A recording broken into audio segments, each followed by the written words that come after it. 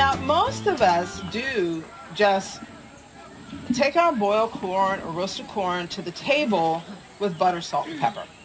What I have for you, and you're welcome to take a copy, are some toppings to go on corn that are really nice. And I did the first one earlier today. This is an Italian topping. It's fresh basil, parsley, garlic powder, finely chopped, and then mixed in with olive oil. And then you brush that on some corn. Or you can mix it in with some popcorn. And the one I'm going to do right now is I call a Cajun corn. And it's leaning towards a jerk seasoning flavor. And pretty much everything is like an equal portion. So we're going to start with some allspice. There's certain spices I tend to grind from scratch, and I don't use the pre-done ones. And I do that because they aerate and they change immediately. As a historic cook, I'm often asked what has changed about my cooking. The biggest change has been my use of spices. I tend not to use pre-ground spices. I tend to grind things right before I use them. That flavor is right there and it's very bright. A lot of the spices here we tend to think of as sweet spices. Because in 21st century cooking, we've moved them into the spice case in the gingerbreads. But historically, they were used in all types of savory foods.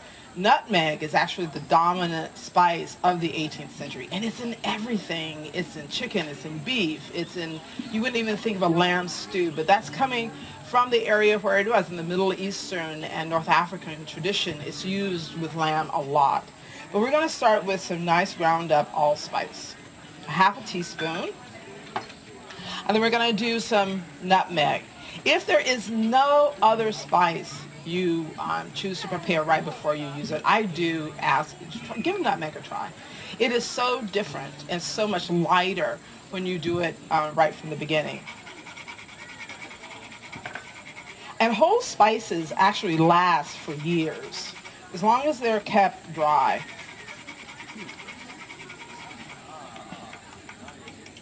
Then we're going to do another half a teaspoon of garlic powder in there. Yeah. Cinnamon is wonderful that way. And then we're going to do 2 teaspoons of red pepper flakes. You can cut that down, of course, if you don't like the heat. And then we're going to do some dried thyme or oregano. And even on herbs, if they're dry, I tend to crush them right before.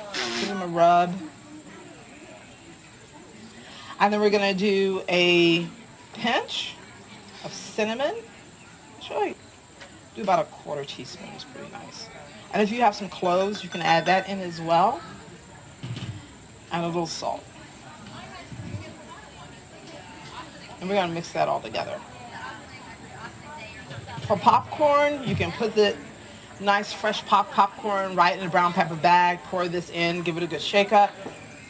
For corn, you can, if you don't want to sprinkle it on, you can also just add a little olive oil to it, or you can press this in with some softened butter.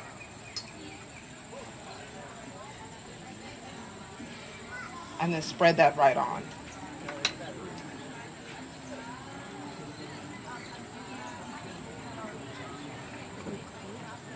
Use my fingers easier.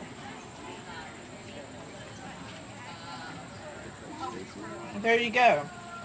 A nice spicy rub for your corn.